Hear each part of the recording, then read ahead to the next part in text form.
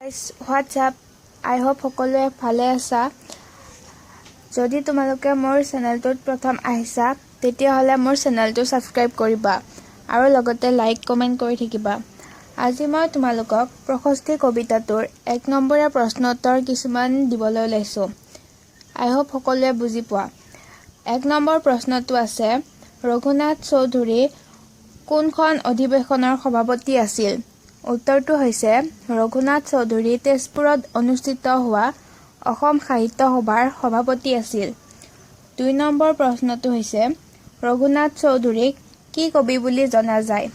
উত্তৰটো ৰঘুনাথ চৌধুৰীক বিহগী কবি বুলি জনা যায়।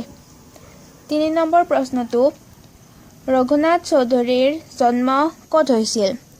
উত্তৰটো হৈছে ৰঘুনাথ চৌধুৰীৰ জন্ম বৰ্তমান নলবাৰী জিলাৰ মোকালমোৱাৰ ওচৰৰ লাওপাৰা গাঁৱত হৈছিল। 4 নম্বৰ প্ৰশ্নটো হৈছে ৰঘুনাথ চৌধুৰীৰ জন্ম কেতিয়া হৈছিল? উত্তৰটো ৰঘুনাথ চৌধুৰীৰ জন্ম 1879 চনত হৈছিল। 5 নম্বৰ প্ৰশ্নটো ৰঘুনাথ চৌধুৰীয়ে কোনখন কাকতত কবিতা লিখিবলৈ লৈছিল? উত্তৰটো ৰঘুনাথ চৌধুৰীয়ে জোনাকী কাকতত কবিতা লিখিবলৈ লৈছিল। 6 নম্বৰ প্ৰশ্নটো হৈছে ৰঘুনাথ চৌধুৰীয়ে কেতিয়া ইহলীলা সম্বৰণ কৰে? উত্তৰটো ৰঘুনাথ চৌধুৰীয়ে 1968 চনত ইহলীলা সম্বৰণ কৰে। 7 নম্বৰ প্ৰশ্নটো আনন্দত কাৰ প্ৰাণ তলমল হৈছে? উত্তৰটো আনন্দত ফুল্ল কুসুমৰ প্ৰাণ তলমল হৈছে। 8 নম্বৰ প্ৰশ্নটো প্ৰকৃতিক কোনে সাদৰি আনিলে বুলি কবিয়ে কৈছে? উত্তৰটো হৈছে প্ৰকৃতিক নৱকিশোৰদলে সাদৰি আনিলে বুলি কবিয়ে কৈছে। 9 নম্বৰ প্ৰশ্নটো মন্দিৰৰ উপেক্ষিত কি ফুলে প্ৰেম পৰিমল যঁচা বুলি কবিয়ে কৈছে?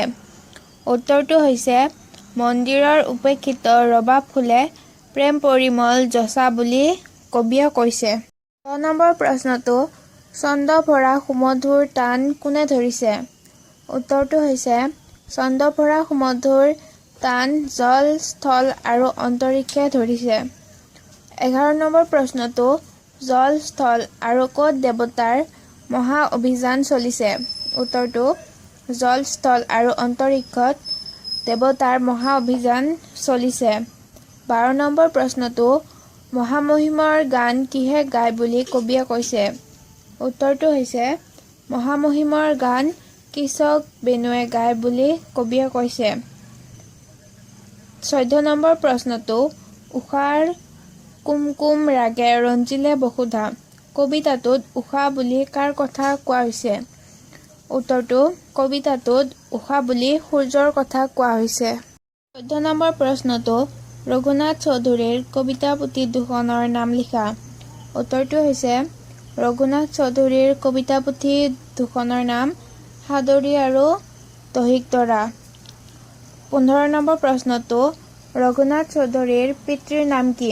উত্তৰটো ৰঘুনাথ চৌধুৰীৰ পিতৃৰ নাম ভোলানাথ চৌধুৰী।